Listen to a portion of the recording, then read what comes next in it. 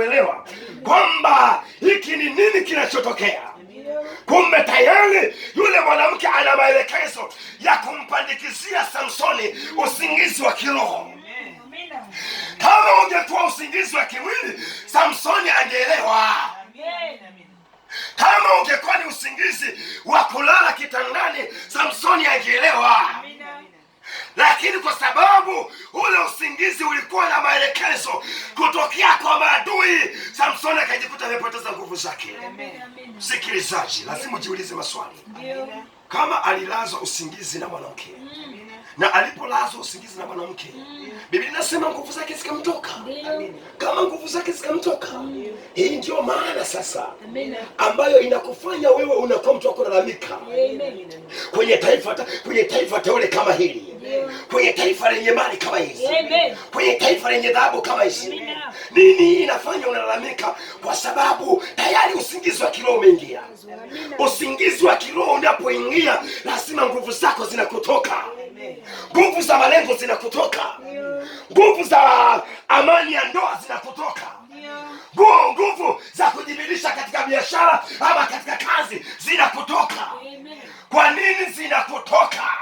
Kwa sababu umelazwa usingizi wa kiroho. Msikilizaji, kwa nini nguvu zinakutoka? Kwa sababu umelazwa usingizi wa nini? Wa kiroho. Umelazwa usingizi wa nini? Wa kiroho. Usingizi wa kiroho ukilazwa, lazima kuna nguvu ya malengo fulani inatoka.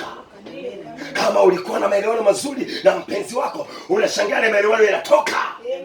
Kama ulikuwa umekaa kwenye njia vizuri, kwenye business, kwenye biashara, utashangaa biashara, nguvu za biashara zinatoka. Kama ulikuwa unaelewana vizuri na tajiri wako na bosi wako, unashangaa ghafla maelewano yanapotea. Kwa nini yanapotea? Usingizi wa kiroho. Usingizi wa kiroho una tabia ya kuingiza uvivu. Usingizi wa kiroho una tabia ya kuingiza mizaha. Usingizi wa kiroho una tabia ya kuingiza mazoea. Msikilizaji, Mungu analo jambo jema na wewe. 2025 katika nchi ya Tanzania. Lazima hata kama ulikuwa mnyonge uinuke pale ulipo. Lazima uinuke pale ulipo. Nipige hatua kidogo pale mbele. Sulemani anasema, nalipita kati ya nalipita kati ya shamba la mvivu, kumbe lote lina miba.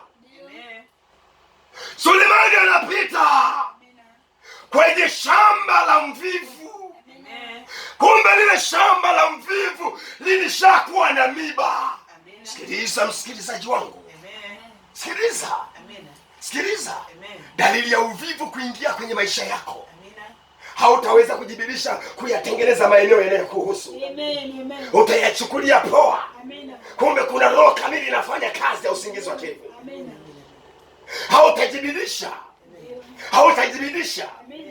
Hautajibidiisha. Utaanza kushangaa maeneo yako ya miliki yote yanaharibika. Unapoteza ile vision uliyokuwa nayo mwanzoni. Kwa nini? Kwa sababu uvivu umeshaingia. Kimbia mara moja Mithali 24:30. Msikilizaji, Mithali 24 mstari wa 30 imeandikwa. Ndio. Nalipita karibu na shamba la mvivu. Nalipita karibu na shamba la mvivu. Na shamba la mizabibu. Hebu sema shamba la mvivu. Shamba la mvivu. Haimaanishi mvivu ana kitu. Mvivu ana kitu. Ila kinaharibiwa kwa sababu hajui kama kuna roho ya usingizi wa kiroho. Nalipita katika shamba la mvivu. Hebu sema shamba la mvivu. Shamba la mvivu. Amina. Shamba la mvivu, endelea. Na shamba la mizabibu la mtu asiye na akili. Kumbe lote pia limemea miiba. Uso wake ulifunikwa kwa viwawi. Uso wake wa lile shamba umefunikwa kwa viwavi, yani vile vidudu vya ajabu vimefunika uso wake. Na ukuta wake wa mawe umebomoka. Amen. Maana yake nini maneno haya msikilizaji? Amina. Sikiliza. Amen. Sikiliza. Amen. Watu wengi wamepoteza mahali pao. Amen. Wasigundue kwamba ni roho ya uvivu imeingia. Amen. Watu wengi wamepoteza miliki ya ndoa zao. Amen. Wasigundue kwamba roho ya uvivu imeingia. Watu wengi wamepoteza miliki ya kazi. Amen. Sikiliza. Amen. Mungu anapokuweka kwenye eneo, ana sababu zake. Amen. Haijalishi ni dogo, amen, haijalishi ni kubwa, amen, ana sababu zake. Amen. Na siri ya kujifunza kuinuka ni kuanza na kidogo. Amen. Kama haujaheshimu kidogo, kama huna uwezo wa kutunza kidogo, usidhanie utaweza kikubwa. Amen. Hata kama ungelisishwa, ungeachiwa mabilioni ya pesa, yataharibika. Kwa nini yataharibika? Haujui kanuni ya kazi. Naongea kwa habari ya uvivu unaotokana na usingizi wa kiroho. Naongea kwa habari ya uvivu unaotokana na usingizi wa kiroho. Sikiliza msikilizaji. Sikiliza msikilizaji. Sikiliza. Mungu alipoona wanadamu tumevamiwa, alipoona wanadamu tumevamiwa, aliamua kuchukua kamdudu kadogo, kanaitwa chungu. Ndio. Yaani akili ya mwanadamu aliyeumbwa kwa mfano wake. Ndio. Akamwambia mwanadamu, nenda kamwangalie chungu. Amen. Huyu chungu hana akida. Ndio. Hana kiongozi. Amen. Nenda kamwangalie chungu kijana. Amen. Mwangalie chungu mama. Amen. Mwangalie chungu kaka. Amen. Hana kiongozi. Amen. Lakini anajua kuyatendea kazi majira na nyakati. Amen. Ili kuweka akiba zake. Anajua yeye ni mdudu. Amen. Anapaswa kuishi na akiba. Amen. Sisi tunafanya nini? Sisi kwa nini hatuwezi? Amen. Kwa nini tumekaa na manunguniko kwenye taifa kama hili, kwenye nchi kama hii? Amen. Kwa nini tumekuwa ni watu wa kukaa tu? Kwa nini tunalalamika? Amen baba. Kuna majawabu gani kwenye kunungunika mama? Hakuna majibu. Kuna majibu yako kwenye kulalamika kijana kama mimi? Hayapo majibu. Usingizi wa kiroho. Amina. Nguvu za Mungu zitashuka hapo ulipo leo. Amen. Na zitakuokoa ndani ya usingizi. Amina. Na wewe unayenisikiliza, uwe tayari kufunguliwa na kwenda kwenye kazi kwa jina la Yesu. Amina. Amina. Niko hapa kwa ajili ya kukurudishia nguvu zako tena. Amen. Niko hapa kwa ajili ya kukurudishia nguvu zako tena. Amina. Kitabu cha Mithali 6:6 hadi 11. Twende. Mithali 6 mstari wa 6 hadi 11 imeandikwa. Naam. Ewe mvivu, mwendee chungu. Ewe mvivu, nitafakari njia zake ukapate hekima. Rudia tena hapo. Ewe mvivu, mwendee chungu. Rudia tena hapo. Ewe mvivu, mwendee chungu. Rudia tena hapo. Ewe mvivu, mwendee chungu. Rudia ikae vizuri hiyo. Ewe mvivu, mwendee chungu. Ewe mvivu, mwendee chungu. Ndio. Zitafakari njia zake ukapate hekima. Zitafakari njia zake ukapate hekima. Maana yeye hana akida. Yeye hana kiongozi. Wala msimamizi. Wala mkuu. Lakini ujiwekea akiba ya chakula wakati wa jua. Hebu simama kidogo hapo. Lakini anajiwekea akiba.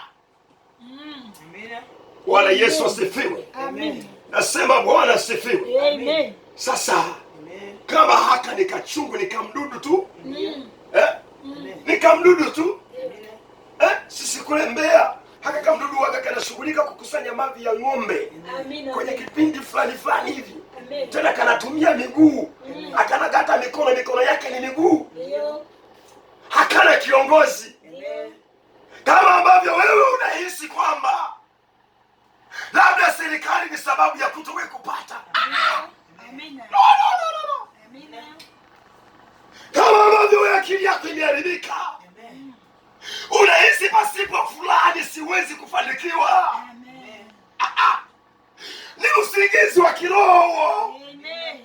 Yule hawezi kuwa sababu, kwa sababu siri ya mafanikio ni juhudi za maisha yako. Amen. Ni juhudi za mbinu zako. Amen. Usichanganye mambo kijana.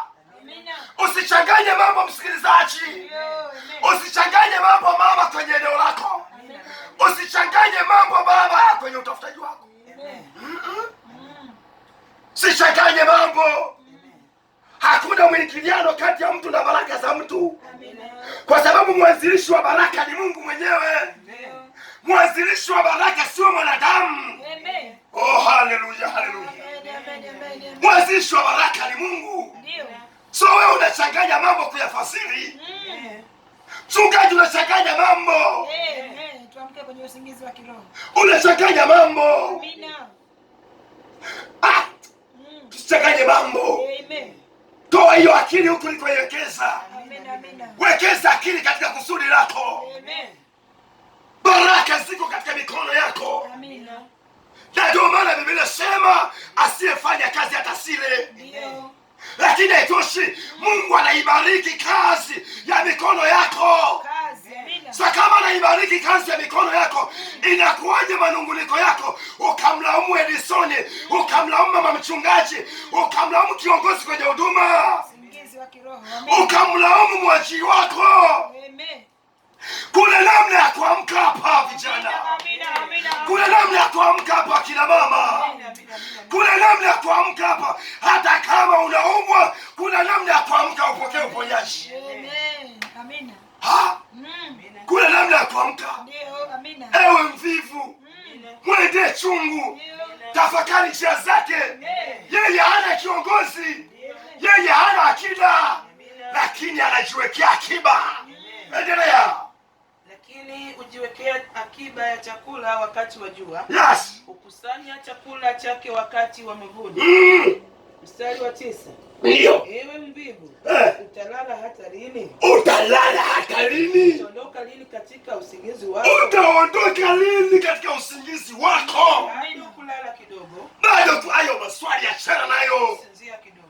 Kusinzia kidogo. Bado kukunja mikono upate. Bado unakunja mikono upate usingizi. Hivyo umaskini wako. Sawa. Huja kama mnyang'anyi. Rudia tena umaskini.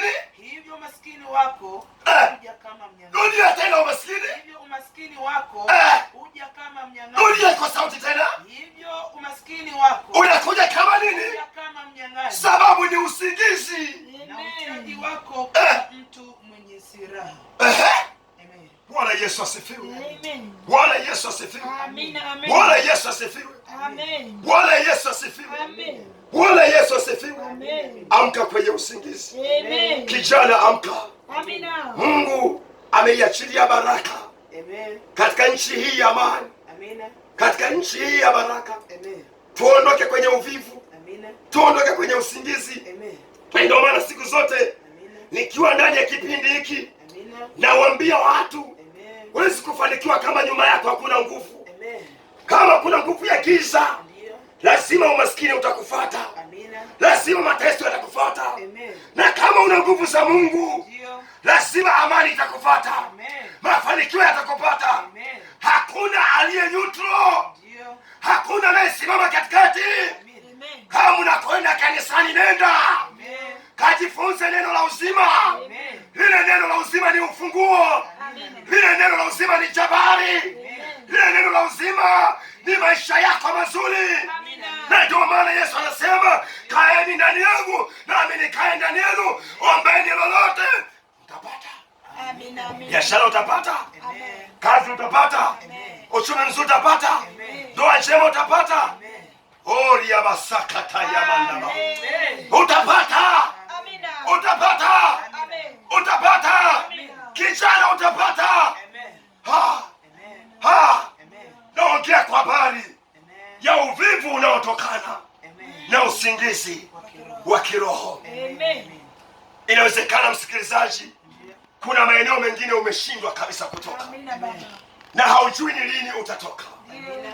lakini Mungu anasema fanya maamuzi asubuhi ya leo. Amen. Fanya maamuzi asubuhi ya leo. Amina. Usiendelee kung'ang'ana hapo. Amen. Maapostoli tupo kwa ajili ya kuwainua watu. Amen. Manabii wapo kwa ajili ya kuwainua watu. Amen. Wachungaji wapo kwa ajili ya kuwainua watu. Wamewekewa juhudi na Bwana ili kuhakikisha wewe unakuwa salama, taifa lako linakuwa salama. Acha uvivu. Amina. Acha uvivu. Amina. Acha uvivu. Amen. Sikiliza nikupe mfano nikiwa namaliza. Walikuwepo wakoma 4 walikuwa wamekaa katika hali ya uvivu, na miaka ilienda sana, na hapakuwa na mtu wa kumsaidia kumfanya awe tajiri. Lakini siku moja walipoondoka, walipowaza, waliposema moyoni mwao kwamba tutaondoka hapa, Mungu alianzia pale. Mungu anaanzia mahali unapoamua kuondoka. Kuondoka kwenye hayo malalamiko yako, kuondoka kwenye hayo manunguniko yako, kuondoka kwenye hizo kesi zako, kuondoka kwenye mashindano ya dunia. Sipende dunia, mpende Mungu wa mbinguni. Sipende dunia, pende Mungu wa mbinguni. Sipende dunia, pende Mungu wa mbinguni. Amka! Amka kijana, amka mama, amka dada. Nasema tena amka.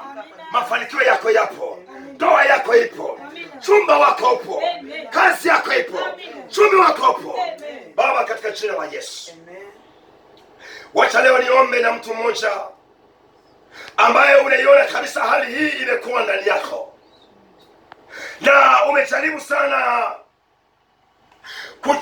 kujitahidi kujiondoa, imeshindikana. Sikilizaji, pale ulipo, yupo Mungu asiyekuwa na umbali. Nataka uweke mkono wako kwenye kifua chako, maana ni majira ya Mungu kutenda kazi. Ni majira ya Mungu kuponya. Raba sakataba, irao shakatapa. Sikiliza msikilizaji wangu, nikapigiwa simu juzi kutokea kule Tabora. Yule dada anasema, mchungaji, nilikusikia kwenye redio na nikazingatia. Siku hiyo anasema ulikuwa unafundisha kifungo cha ndani, na mimi nimeokoka, ninaimba kwaya, lakini jambo la ajabu, sikuwa nampenda mme wangu. Nikamwambia hiyo ndio tafasiri ya kifungo cha ndani. Hakiangalii walokole, hakiangalii una akili kiasi gani, hakiangalii una elimu kiasi gani. Nazungumza neno hili nikusaidie pale ulipo. Mwamini Mungu aliyekuumba, mwamini Mungu aliyekufinyanga. Hauwezi ukapata jibu kwa kumtegemea mwanadamu, na ndio maana Biblia inasema amelaaniwa mtu yule amtegemeaye mwanadamu, amfanyaye mwanadamu kuwa kinga yake, na moyoni mwake amemwacha Bwana. Sikilizaji, weka mkono wako kifuani kwako. Taka niombe na wewe, na hilo vazi la giza litakuachia, na huo usingizi wa kiroho utakuachia, na hizo nguvu za giza zitakuachia, na hizo roho chafu zitakuachia. Hekataina rawosika nena basha rimosu kutaina makapari ya basatata. Baba, ninatubu kwa ajili ya taifa hili, natubu kwa ajili ya vijana, natubu kwa ajili ya wanandoa, natubu kwa ajili ya wababa wamejiona wajanja, kumbe hamna kila kitu. Natubu kwa ajili ya vijana wote Tanzania. Unatutamani tufanye kazi, unatutamani tufurahi Bwana, kwa maana inaandikwa upende hata mtu mmoja potee, bali wote waifikirie toba. Haupendi hata kijana mmoja potee, haupendi hata mama mmoja potee. Watoto wako wanalia, wanaomboleza, hawana majawabu, kwa sababu wale wanaoibadili neema wametengeneza kifungo cha siri, wamewalaza usingizi wa kiroho. Baba, ninaomba huyu mtu amke sasa. Nakemea ile nguvu ya giza, nakemea kile kifungo kwa jina la Yesu, kwa jina la Yesu. Navunja mikataba kati yake na usingizi wa kiroho, kati yake na giza lilomvagaa. Navunja madhabahu zake kwa jina la Yesu. Wanaosimamia hilo giza, wanaosimamia hiyo mateso,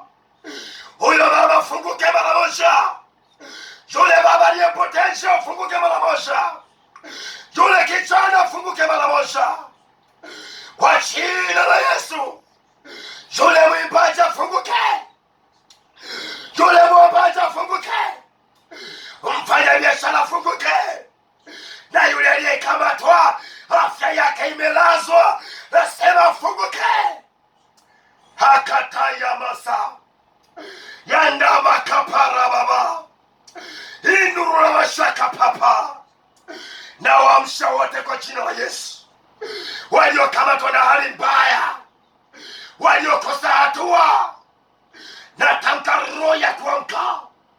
Amke kwa jina la Yesu, amke kwa jina la Yesu, amke kwa jina la Yesu. Baba anafungua njia yake, Baba anafungua njia yake. Tofautisha mwaka huu na mwaka uliopita, mtofautishe mwaka huu na mwaka uliopita. Mkono wako Mungu liye hai na uwe na nguvu, mkono wako uponyaji na uwe na mamlaka. Natamka uponyaji juu yako, natamka uzima juu yako, na kutamkia kuanzia saa hii mabadiliko ya maisha yako, na Roho wa Bwana akulazimishe kwenda kwenye kusudi lako, kwa jina la Baba na la Mwana na la Roho Mtakatifu, na wote tuseme amen. Amen. Barikiwe sana. Amen. Amen.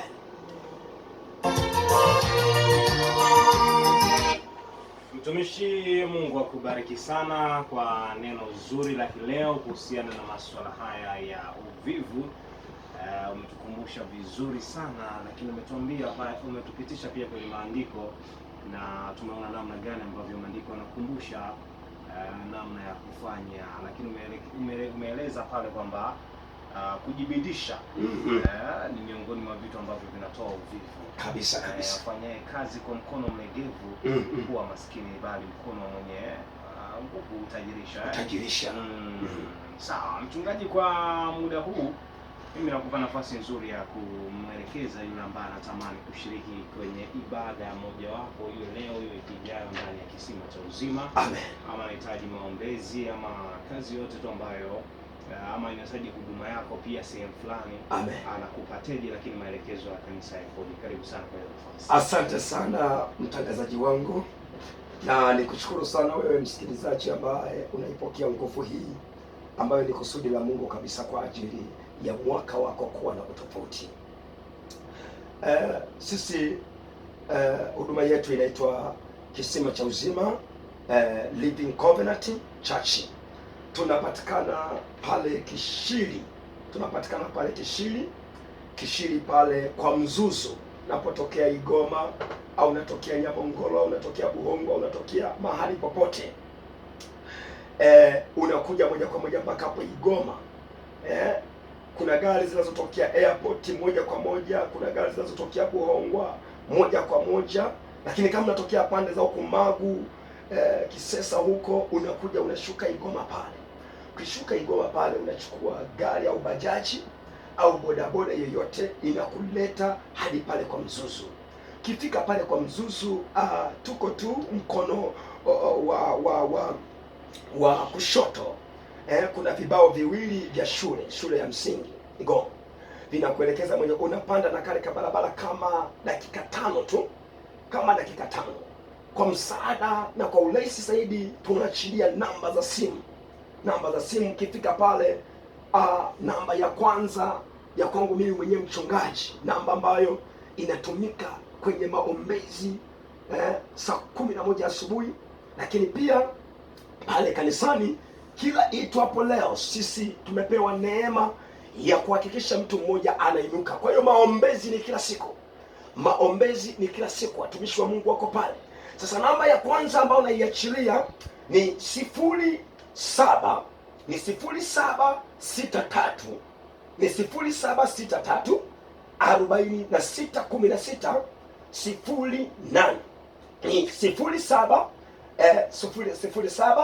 63 46 16 08. Nimeambatana leo na watumishi wengine wa Mungu, naye mtumishi wa Mungu Apostle Mshandeti. Hebu achilia namba yako, karibu. Namba yangu ni 06 86 30 14 Nitarudia, ni 06 86 30 14 82. Lakini pia bila shaka nimeambatana na mama yangu kipenzi, mke wangu. Leo niko naye hapa studio. Wacha akusalimu tu, akusalimu. Karibu mama. Tumia hiki hapa kipaza hivi. Karibu hapo. Amen. Bwana Yesu asifiwe. Amina. Nakusalimu katika jina la Yesu. Amina, amina. Kwa majina yangu naitwa Christabella Joshua. Nipende kuwakaribisha watu wote mnaotusikiliza majira haya. Karibuni sana katika ibada siku ya leo. Mahali popote pale ulipo unakaribishwa. Tupo Kishiri. Ukipanda gari yoyote shukia Igoma. Ukishuka pale chukua bajaji au gari nayoenda Kishiri, shukia kituo kinaitwa Kwa Mzuzu au Vibao Viwili. Pandisha mkono wako wa kushoto. Hata ukiuliza natafuta kanisa la mchungaji Kapanga, watakuelekeza kwa sababu hapana umbali kutoka kwenye kituo unachoshuka mpaka mahali kanisa lilipo. Na wapenda na karibuni sana. Amen. Na bila shaka niseme tu leo tutakuwa na ibada. Tuna ibada pale, ibada mbili. Ibada yetu ya leo sasa hivi saa 2 hii tayari watumishi wa Mungu wako madhabahuni kwa ajili ya uachilio wa nguvu, na saa 5 kamili tutakuwa na ibada kubwa kweli kweli pale, inaitwa ibada ya upako wa tai.